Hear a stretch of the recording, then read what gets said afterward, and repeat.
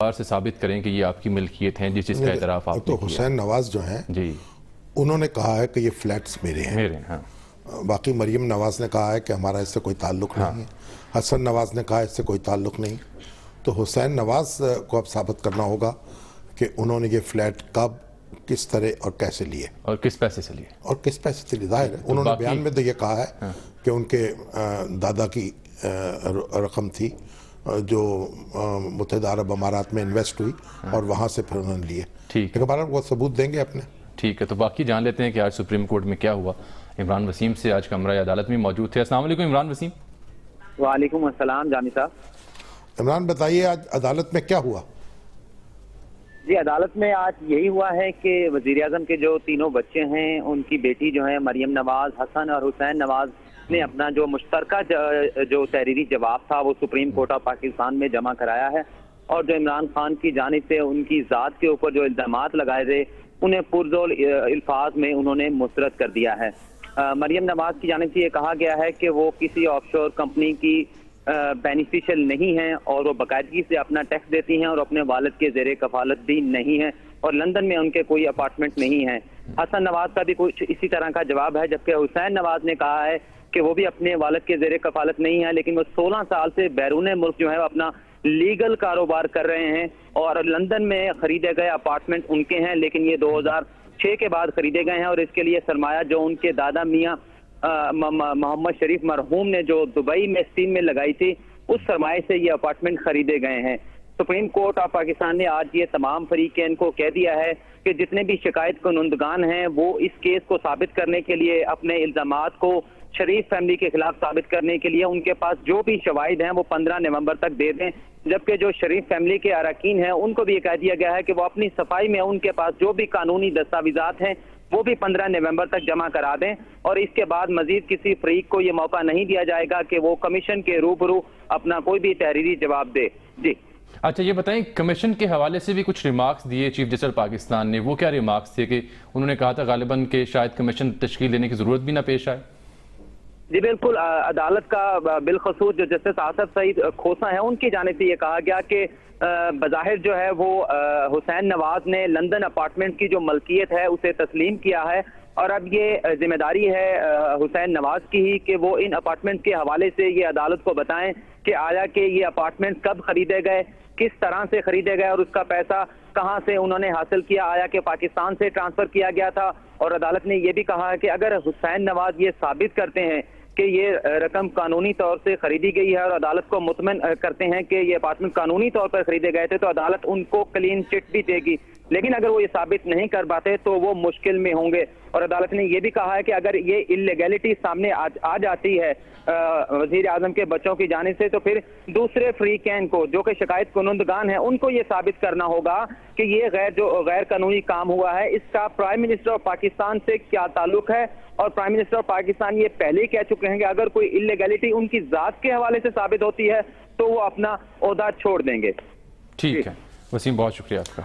इसमें तो असल बुनियादी जो नुक्ता है ना पीटीआई की पिटीशन का, वो तो ये कहते हैं कि जो मरियम है वो वज़ीर आज़म के ज़ेर कफ़ालत हैं और वज़ीर आज़म ने उनके जो एसेट्स हैं उनको अपने यहाँ डिक्लेयर नहीं किया, इसलिए उन्होंने गलत बयानी से काम लिया है। वो सादिक और अमीन नहीं रहे और लेकिन अगर मरियम नवाज शरीफ का मौक़िफ़ दुरुस्त है और जो फर्गूसन की ऑडिट रिपोर्ट वहाँ दाखिल की गई है वो दुरुस्त है, तो फिर वज़ीर आज़म का ताल्लुक उनसे साबित नहीं हो पाएगा। ठीक।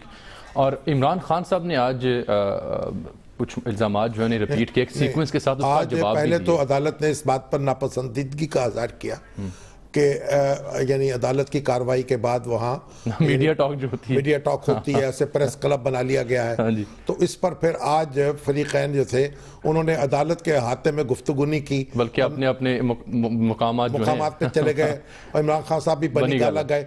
और इसके साथ ही अदालत ने मीडिया के हवाले से भी ये कहा, चीफ जस्टिस ने एक शेर पढ़ा कि आप ही अपनी अदाओं पर ज़रा गौर करें, हम अगर अर्ज करेंगे तो शिकायत होगी कि भाई आप, क्योंकि जब कोई मुकदमा अदालत में ज़ेर समात हो तो उस पर फिर तबसरे से गुरेज किया जाता है। यहाँ हमारे सियासतदान भी तबसरे कर रहे हैं और शाम को हमारे जो मीडिया पर्सन्स हैं, एंकर्स हैं, वो भी कचहरी लगा कर बैठ जाते हैं, बल्कि फैसला करके उठते हैं, और एक एक नुक्ता जो है उस पर बहस होती है। वो अदालत की जिम्मेदारी जो है वो बाज लोगों ने संभाल ली है। इस पर उन्होंने एक बड़े नरम लहजे में तवज्जो मबजूल कराई है।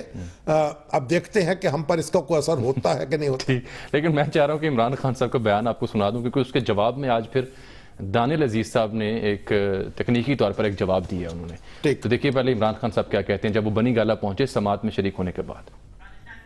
2006 में खरीदी गई मेफेयर की अपार्टमेंट्स, 2006 से पहले उनकी अपार्टमेंट्स नहीं थी। तो इसका मतलब कि चौधरी निसार को बताना चाहिए कि वो कह रहे हैं कि ये 90 की दिहाई में ली गई हैं, ख्वाजा आसिफ कह रहा है कि 90 की दिहाई में लेगी और वो वहाँ गए हुए हैं, वो किसी गलत अपार्टमेंट में चले गए हैं। सिद्दीकुल फारूक कह रहे हैं कि वो गए हुए हैं वहाँ, वो भी इनके मिनिस्टर हैं, वो भी कहते हैं वो 90s में गए हुए हैं। इन सबको गलत फहमी होगी। और फिर कुलसूम नवाज ने तो इंटरव्यू दिया कि ये हमने बच्चों को तालीम के लिए ये हमने अपार्टमेंट ली थी, और इंटरव्यू कब दिया? 2000 में। ये कह रहे हैं 2006 में लिए। अब बड़ी शर्म भी आ रही है कि मैंने तो 98 में इनकी अपार्टमेंट्स के बाहर, ये मेफेयर के बाहर मुजाहरा किया हुआ है। तो मुझे शर्म इसलिए आ रही है कि अगर इनकी नहीं थी तो पता नहीं मैं किन लोगों के बाहर जाके मुजाहरा कर रहा हूँ। मुझे पता चला वो लोग कौन है, मैं माफ़ी मांगनी चाहिए कि मेरे से बड़ी गलती होगी, मैं शोर मचा के चला गया हूँ कि नवाज शरीफ जवाब दो। तो फिर शाम को PID में दानियल अजीज साहब आए और मोहम्मद जुबैर साहब भी साथ थे, तो दानियल अजीज साहब ने इसका जवाब दिया है। देखिए मुख्तलिफ चैनल्स पे ये बताया गया कि जनाब जो औलाद है मियाँ नवाज शरीफ साहब की, उनके बयानात में तजाद है, और ये बात चला के हर लब पे ये बात लाने की कोशिश की गई। एक लेकिन का प्रोग्राम था, उसमें से एक हिस्सा तोड़ के चलाया। उसमें एक जवेद चौधरी का प्रोग्राम था, उसमें से हुसैन नवाज का एक हिस्सा तोड़ के चलाया। उसमें एक BBC का इंटरव्यू था जो 1999 में हसन शरीफ का था, उसमें एक हिस्सा तोड़ के चलाया। उन तीनों को इकट्ठा करके जो कि 17 साल के वक्फे पे हुए, और एक मन घड़त कहानी बूंद दी गई। ये मन घड़त तोड़ मरोड़ के आउट ऑफ कॉन्टेक्स्ट अल्फाज जोड़ के तो एक कहानी बूंद रहे जो कि सच्चाई पे मुबनी नहीं है। देखिए बात यह है, अगर इमरान खान साहब ने और दानियाल अजीज साहब ने ये फैसला अदालत से बाहर करना है तो फिर वहां जाने की क्या जरूरत है? ठीक है, तो बिल्कुल ठीक। इमरान खान साहब तो देखिए अभी तो उनके जो निकाह की तारीख है रेहाम खान से, वही मुतनाज़ा हो गई है। यानी वो कहते हैं कि अक्टूबर में शादी हुई थी, रेहाम खान कह रही नहीं, वो कहते जनवरी में हुई थी, रेहाम खान कह रही अक्टूबर में हुई थी। गोया एक निकाह हुआ, फिर उसके बाद दूसरा निकाह हुआ, इसकी जरूरत क्यों पेश आई? तो ये एक मुहिम्मा आज ज़ेर बहस रहा है मीडिया में, तो इमरान खान साहब को कोई इसकी वजाहत भी करनी चाहिए। और हमारे नदीम कुछ दोस्त आज मुझसे नईमुल हक साहब को चाहिए इसकी वजाहत कर दे। यही मैं इसी जान कुछ दोस्त ये कह रहे थे जनाब ये तो बड़ा पर्सनल मैटर है, मीडिया इसको क्यों प्ले अप कर रहा है। तो मैंने उनकी खिदमत में गुजारिश की कि जब इनकी शादी अनाउंस हुई थी तो मीडिया ने नहीं की थी, नईमुल हक साहब का एक बीपर हुआ था एक TV चैनल पे जिसके जरिए ये खबरें मंजर आम पर आई थी, तो PTI खुद इसे मंजर आम पर लेके आई। हमारा ये तो अब जो बड़े लीडर्स हैं उनकी प्राइवेट लाइफ प्राइवेट कहाँ रहती है, और ये तो रेहाम खान बोली हैं और मुफ्ती सईद साहब बोले हैं। वही भी एक दिलचस्प बात है। तो जो भी खान साहब कह रहे हैं और जो हमारे दानियाल कह रहे हैं, इनको अदालत में कहना चाहिए। अदालत में जाकर अपने नुक्ता नजर को साबित करें, उसके हक में शवाहद। अदालत के बाहर यानी अदालत के बाहर अदालत न लगाएं, ठीक है। इससे गुरेज करें। इससे जुड़ा एक और मामला हनीफ अब्बासी साहब की जो पिटीशन है वो हम जानेंगे उसकी डिटेल, और हनीफ अब्बासी साहब ने तो एक ब्रेक ले लेते हैं। इमरान खान साहब और जहांगीर तरीन साहब के खिलाफ वही कुछ करने का मुतालबा किया है जो ये हजरात नवाज शरीफ साहब के खिलाफ कर रहे हैं। जानते हैं हनीफ अब्बासी साहब की जुबानी, लेकिन एक ब्रेक के बाद हमारे साथ रहिएगा।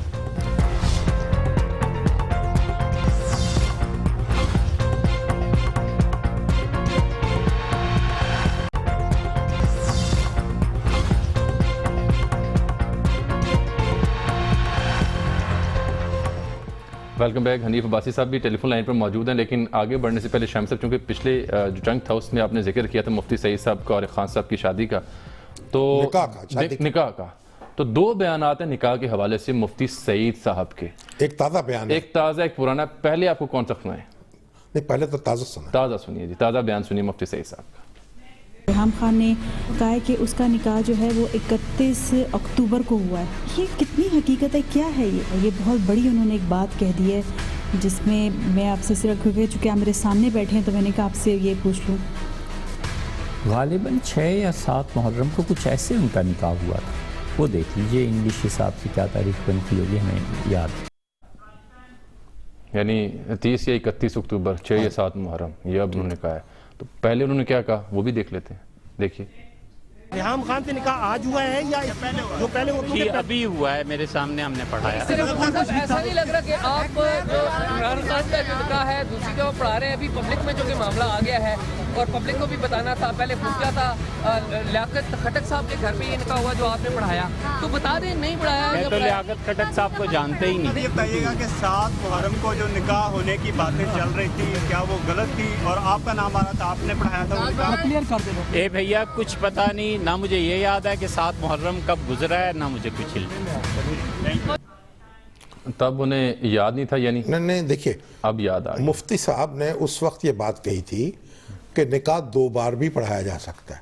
अच्छा, मेरी उनसे खुद गुफ्तगू हुई थी, तब उन्होंने कहा कि अगर दूसरे लोग भी तजदीद निकाह करते रहें तो मुनासिब बात है, कोई बुरी बात नहीं है। अच्छा, यानी हर 2 साल के बाद, साल के बाद दोबारा निकाह पढ़ा लिया यानी अगर निकाह पे निकाह इस केस में हुआ तो खैर है। हाँ, निकाह एक दफा पढ़ा लिया गया, फिर दूसरी दफा फिर पढ़ा लिया गया, तो उसमें कोई मजायका नहीं है। अच्छा। और कोई कबाहत नहीं है, इससे निकाह मजबूत होगा। अच्छा। जैसा मजबूत हुआ वो आपने देख लिया। उस वक्त मुफ्ती साहब ने ये बात फरमाई थी। ठीक है, बहरहाल चलें अब इसे यहीं रोक मतलब यहीं रोक दीजिए। इतना ही था। हनीफ अब्बास अब टेलीफोन लाइन पर मौजूद हैं, क्योंकि उनकी पिटीशन भी है जहांगीर तरीन साहब और इमरान खान साहब के खिलाफ। वो जहांगीर तरीन साहब और इमरान खान साहब को डिस्क्वालीफाई कराना चाहते हैं। हाँ। उनकी नज़र में वो सादिक और अमीन नहीं है। जी हाँ। और इसके लिए भी चीफ जस्टिस ने आज 15 नवंबर की तारीख मुकर्रर की है। और ये आज 2 रुकनी बेंच ने, सुप्रीम कोर्ट ने इसकी समाअत की। और ऐन मुमकिन है कि ये दरखास्त जो है वो बड़े लार्जर बेंच के पास जो दरखास्तें हैं उनके साथ शामिल कर दी जाए 15 को। अभी अगरचे हुक्म नहीं हुआ, लेकिन इम्कान पाया जाता है। तो हनीफ वासी साहब, अस्सलाम वालेकुम हनीफ वासी साहब। जी वालेकुम अस्सलाम। हनीफ साहब ये बताइए कि आपकी प्रेयर क्या है, आप अदालत से चाहते क्या है? देखिए, पहली बात तो शाफी साहब मतलब ये है कि अभी आप भी फरमा रहे थे, तो प्राइम मिनिस्टर के पास जो एलिगेशन उन पे लगे हैं वो डायरेक्ट प्राइम मिनिस्टर के ऊपर कोई एलिगेशन नहीं है, उनकी फैमिली के ऊपर एलिगेशन है, आप मुझसे बेहतर जानते हैं। ठीक। लेकिन ये जो पिटीशन हमने की है, इसके अंदर इमरान खान साहब और जहांगीर तरीन साहब के ऊपर डायरेक्ट एलिगेशन है, मिलते जुलते हैं। यानी वहां भी ऑफशोर कंपनी का जिक्र है, तो हमने भी इमरान खान साहब की ऑफशोर कंपनी निकाली है, जहांगीर तरीन साहब की ऑफशोर कंपनी निकाली है। उधर उन बच्चों पे टैक्स का कोई इधर उधर की बात है, तो हमने भी टैक्स और ये सारी चीजें निकाली हैं। कहने से मुराद ये है कि एक बंदों के ऊपर जो 2 बंदे, और इसके बारे में मैं तो इतना अशार से वाकिफ नहीं हूँ, लेकिन कुछ एक शेर मुझे बहुत ही अच्छा लगा है, तो मैं आपकी नजर, आप जैसे इंटेलेक्चुअल की नजर करने लगा हूँ। हदीस ये है कि वो खुद गुनाहगार ना होता, हदीस ये है कि वो खुद गुनाहगार ना होता, गुनाहगार पे पत्थर संभालने वाला, वो अपनी आंख के शतीर पे नजर रखता, किसी की आंख का तिनका निकालने वाला। कहने से मुराद ये है कि आपने तिनका निकाला है या शतीर डाला है? नहीं, वो जिसके शतीर है ना, वो तिनका निकालने के चक्कर में है ना दूसरों की आंख का। ठीक। तो हमने उस चीज को लेके वहां मेंशन किया। मैं प्रॉपर आपको बता देता हूँ कि खान साहब के मुतालिक हम गए, पहला एक हमारा उनके ऊपर एक इल्जाम है। अच्छा, ये सारी चीजें जो मैं आपके टॉक शो में कह रहा हूँ, अगर मैं अदालत में साबित ना कर सका, ये बहुत बड़ी बात शामी साहब मैं कहने लगा हूँ, रिकॉर्डेड हो जाती है चीजें पूरी जिंदगी के लिए। तो अगर मुझे साबित करने का मौका मिला और मैं साबित ना कर सका, तो मुझे कोई हक नहीं है जिंदगी के अंदर किसी के ऊपर भी कोई किसी किस्म की सियासत करने का। कम से कम सियासत का जिक्र करूंगा, बाकी चीजें छोड़ देता हूँ। नंबर 1, हमने कहा कि ग्रैंड हयात होटल है, अपार्टमेंट है, ये जो कॉन्स्टिट्यूशनल एवेन्यू में डिप्लोमेटिक एनक्लेव के सामने बने हैं, वहां पे खान साहब का एक फ्लैट है जिसको उन्होंने शो नहीं किया हुआ। उसके इस्लामाबाद में, ये इस्लामाबाद में है? जी जी जी, इस्लामाबाद में। ठीक। कम मतलब 6-7 करोड़ का होगा जी। ठीक। जिसको उन्होंने बकायदा चेक दिए हैं, लेकिन उन्होंने अपनी रिटर्न में 2014 के टैक्स रिटर्न में उन्होंने शो नहीं किया। नंबर 2 सर, इनकी ऑफशोर कंपनी सबसे जो बानियों में से ऑफशोर कंपनियों की है वो इमरान खान साहब है, सर्विसेज लिमिटेड के नाम से। ठीक। 1983 से लेके 2015 में ये डिसॉल्व हुई है ये ऑफशोर कंपनी, और उस वक्त तक इन्होंने कभी अपनी एफपीआर में या डिक्लेयर नहीं किया। ठीक है, ठीक। आगे 2, तीसरा सर, बेनामी जमीन बन्नी गाला। सर वो फरमाते हैं कि मेरी मिसेज ने मुझे गिफ्ट की थी, ये इसी तरह है सर, जैसे सरमायादार लोग अपने माली, ड्राइवर और इन लोगों के अपने वो कर देते हैं प्रॉपर्टी नाम और फिर वो बेनामी कहलाती है, पकड़ी जाती है। तो उनकी वाइफ ने एफिडेविट दे दिया, जो हमने पिटीशन में लगाया है जमाइमा खान साहिबा ने, कि ये जमीन मेरी, मैंने कोई किसी को गिफ्ट नहीं की, ये इमरान खान साहब की जमीन थी, मैंने उनको वापस कर दी। ठीक है। अच्छा आप बताइए जहांगीर तरीन साहब के खिलाफ क्या है? हाँ जी, अब आ जाए सर जहांगीर तरीन साहब के खिलाफ। सर जहांगीर तरीन साहब ने अपने काले धन को सफेद करने का एक नया फार्मूला बताया है किसानों को जी।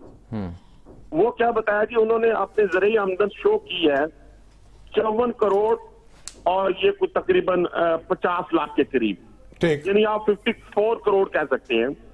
53 करोड़ उन्होंने साबित 2010 में, लेकिन इलेक्शन कमीशन में वो उसकी आमदनी बता रहे हैं 12 करोड़ जी। ठीक है, ठीक। फिर इसी तरह 2011 में 70 करोड़। उसमें ज़रिए आमदन जो है उस पर टैक्स कम है उसकी शरह, और दूसरी आमदन पर टैक्स की शरह ज्यादा है। अल्लाह आपको लंबी जिंदगी दे। ठीक। तो फिर 70 करोड़ 2011 में, और उसके शो की है इनकम टैक्स में 16 करोड़ की। नंबर 1 ये हो गया सर। नंबर 2 पे सर इनकी ये जो है ऑफशोर कंपनी, जिसका बोर्ड बड़ा, आपका मौकफ यह है कि उनकी आमदन, ज़रिए आमदन कम थी, उन्होंने ज्यादा जाहिर की है ताकि वाइट हो जाए, पैसा वाइट हो जाए। ठीक है, एक ब्रेक का वक्त आ गया। हनीफ साहब बहुत बहुत शुक्रिया आपका। मतलब ये एक ब्रेक सर ले लेते हैं। अब ये सारे देखिए सारे इल्जामात, हम आदमी हैं तुम्हारे जैसे, जो तुम करोगे सो हम करेंगे। ठीक है, एक ब्रेक ले लेते हैं, वापस आते हैं तो कराची की सूरत हाल का जायजा लेंगे एक ब्रेक के बाद।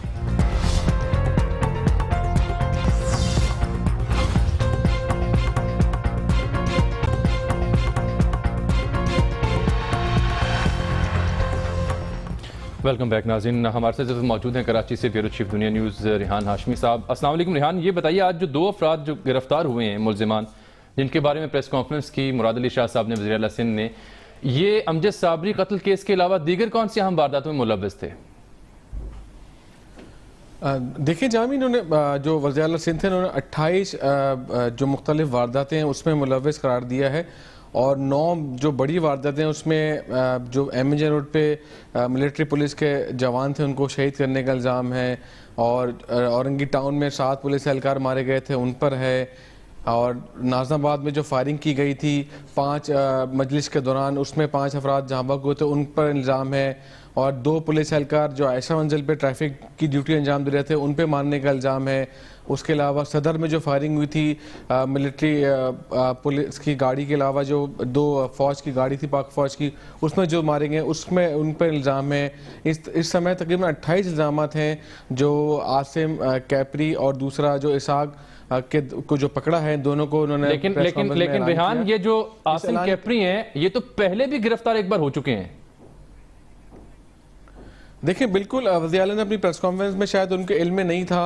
बड़ी हैरानकुन बात ये सामने आई है कि 11 जुलाई 2013 को जो मकतूल SP थे चौधरी असलम, उन्होंने अपनी प्रेस कॉन्फ्रेंस में भी ये कहा था कि ये 25 से ज़ायद दहशतगर्दी की वारदातों में मुलव्वस है और इसको गिरफ्तार किया है। भरपूर प्रेस कॉन्फ्रेंस थी, गोला बारूद दिखाया था, धमाकेदार मवाद दिखाया था, खुद कुछ जैकेट दिखाई थी इसकी गिरफ्तारी के वक्त। लेकिन CTD हुकाम कहते हैं कि 2015 में ये रहा हो गया जमानत पर, यानी इसकी जमानत ले ली गई। सवालिया निशान पैदा हो गया, क्या जी हाँ, सवालिया निशानी पैदा हो गया जामी के क्या तफ्तीश नाकिस थी, इतना बड़ा मुल्जिम उस वक्त भी था, और जब ये 3 साल रहा, जैसे कि उन्होंने बताया कि 15 में रहा हुआ, 1 साल के दौरान ये क्या करता रहा, कोई वॉच लिस्ट नहीं थी कि उसके गिरफ्तारी के लिए कुछ इसको 4th शेड्यूल में डाला गया था, नहीं डाला गया था।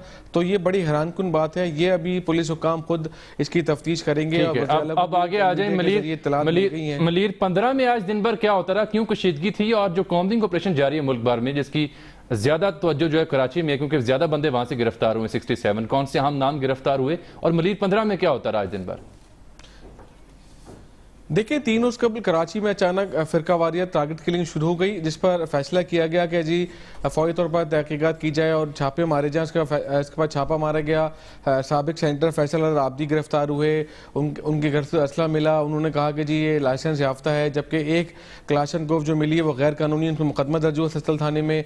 मिर्ज़ा यूसुफ हुसैन को गिरफ्तार किया, उसके बाद MWM ने मुजाहरे शुरू कर दिए। अभी थोड़ी देर पहले आपसे जब मैं बात कर रहा हूँ तो दोबारा शेलिंग शुरू हो गई, 10 घंटे जायद ट्रैफिक बंद रहा मलीर 15 पे। अभी भी शेलिंग जारी है, 11 मुजाहिरीन गिरफ्तार हो चुके हैं। वक्फे से आग मचौली का सिलसिला जारी है। पुलिस ये कहती है, वज़ीर आला सिंध कहते हैं जो अगर गिरफ्तारी हमने सही की है, मुकदमा सही दर्ज किए। MWM कहती है कि गैर कानूनी असला रखना मुकदमा गलत है। मिर्जा यूसुफ हुसैन ने कोई ऐसी तकरीर नहीं की जो गिरफ्तार किया है, वो कहती है वो रहा किया जाए।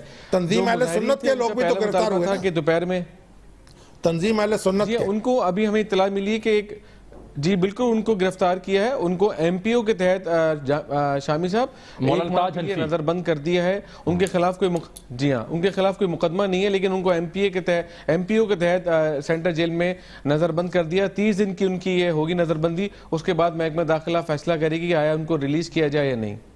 ठीक है जी, देखिए ये जो बहुत शुक्रिया रेहान हाशमी साहब। फिरका वाराना मुनाफरत फैलाने वाले हजरात जो है ना जी, ये तहकीकात करनी चाहिए कि जो लोग पकड़े गए हैं फिर वाकई वो मुनाफरत फैला रहे थे, और अगर मुनाफरत फैला रहे थे तो फिर तो कोई रूल रायत नहीं होनी चाहिए। अब एक ब्रेक और अमेरिकन इलेक्शन का हमने जिक्र करना है, क्योंकि यही मुनाफरत जो है ना आगे दहशतगर्दी को जन्म देती। अब सवाल लीजिए कि ब्रेक आगे ये फिरका वारियत जो है इस पर काबू कैसे पाया जाए? क्या फिरका वाराना जमातें जो हैं जो उसकी क्लेम करती हैं उन पर पाबंदी लगाई जाए या फिर कोई मदारिस की कोई नहीं, ये तो बड़ा लंबा मौजू है, इस वक्त मैं उसका जवाब नहीं देना चाहता। इसे फिर करेंगे, ये कोई एक फिक्रे में जवाब नहीं हो सकता, इसके लिए बहुत कुछ करना पड़ेगा। चलें ब्रेक ले लेते हैं, वापस आते हैं तो जिक्र होगा अमेरिकन इलेक्शंस का।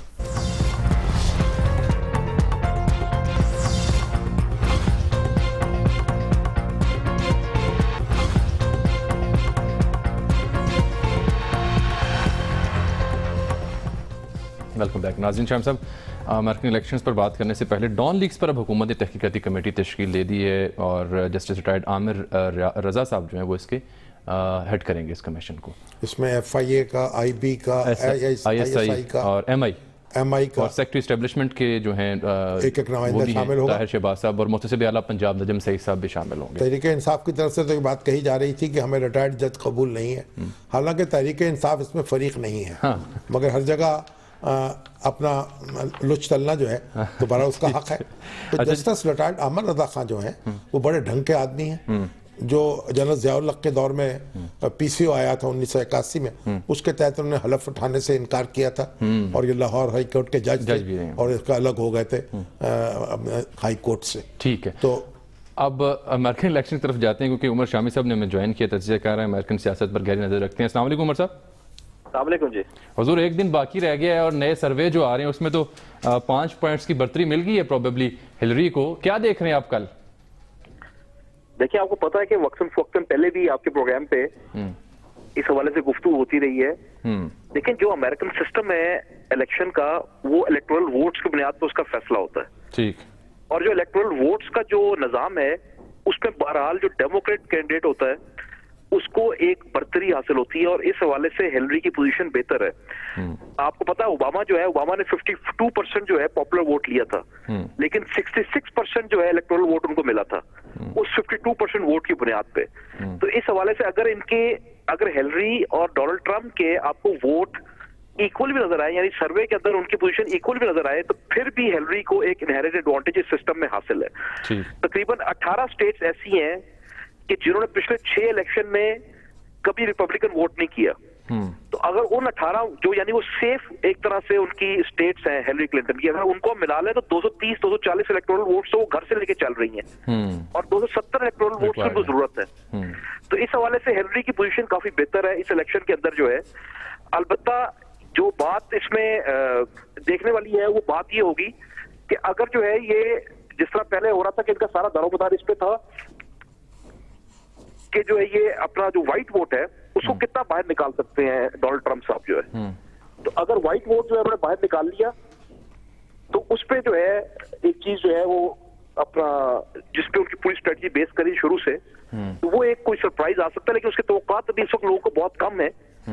लेकिन बहरहाल ये एक चीज ऐसी है जो एक सरप्राइज दे सकती है कि व्हाइट वोट बहुत बड़ी तादाद में बाहर निकल आए, को बहुत बड़ा रिएक्शन दे, क्योंकि व्हाइट वोट के अंदर अभी भी वो लीड कर रहे हैं हिलरी क्लिंटन को डोनाल्ड ट्रंप जो है, लेकिन इसके इम्कान बड़े कम बताए जा रहे हैं इस वक्त जो है। मगर उमर साहब, ये जो कैंपेन चली है ये तो मेरा ख्याल अमेरिका की तारीख की यानी सबसे घटिया कैंपेन थी जो चली है इस इलेक्शन के लिए।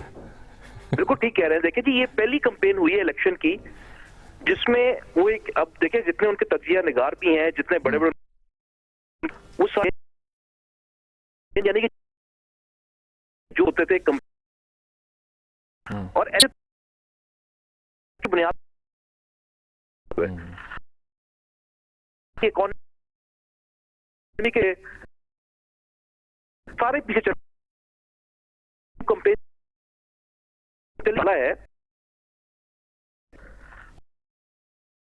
साल का के अंदर डेटा से सामने उन्होंने अपनी वो प्रेसिडेंशियल के एक उन्होंने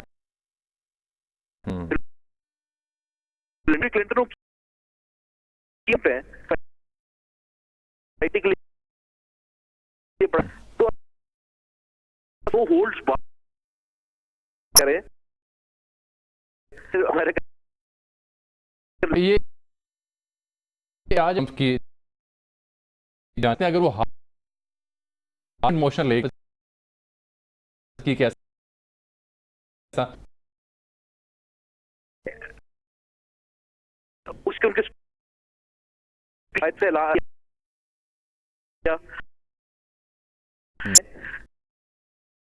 तो रहनुमा किया डोनाल्ड ट्रंप ये इलेक्शन डिच आप देखें साफ कर रहे थे, देखिए यानी कि उनके व्हाइट वोट जिसको मतलब अगर ये को ठीक इसमें मैं ये बात का फैसले के बाद इस तरह बात नहीं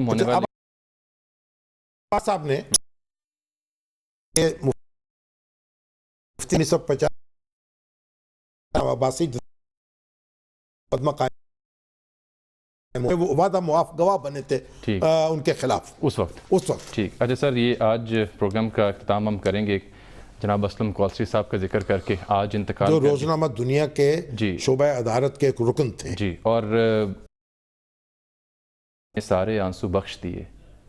बच्चे ने तो एक ही पैसा मांगा था, शहर में आकर पढ़ने वाले भूल गए किसकी माँ ने कितना जेवर बेचा था। ये शेर तो मशहूर हुआ पूरी दुनिया में। अल्लाह ताला उनकी मग़फ़िरत करे। 3 बच्चे उनके जी, 2 बेटे 1 बेटी और बेवाएं, और कैंट के करीब जोड़े पुल करीब रिहाइश पजीर थे। अब उकाड़ा से ताल्लुक़ था, कौलसर गांव था जो उकाड़ा कैंट में जम हो गया, साथ कैम्बर है, वहाँ उनकी अब तदफीन होगी। 9 मजमूए छपे उनके मजमूई तौर पर, और इंतहाई दरवेश और आजिज़ तबीयत थी। मेरे ज़ाती तौर पर उनसे बहुत अच्छे मरासिम रहे। अपनी किताब में लिख कर नाम मेरा नाम मुझे दिया करते थे। मैंने आज उनको बहुत मिस किया और बहुत तकलीफ़ हुई। बहुत खामोशी से वो रुखसत हुए, किसी को कानो कान खबर तक न होने दी उन्होंने। अल्लाह ताला मग़फ़िरत करे। असलम कौसरी साहब और उनके लवाहिकीन के लिए ढेर सारी दुआएं जी। प्रोग्राम वक्त यहाँ पर ख़त्म होता है। नाज़रीन इजाज़त दीजिए, अल्लाह हाफ़िज़।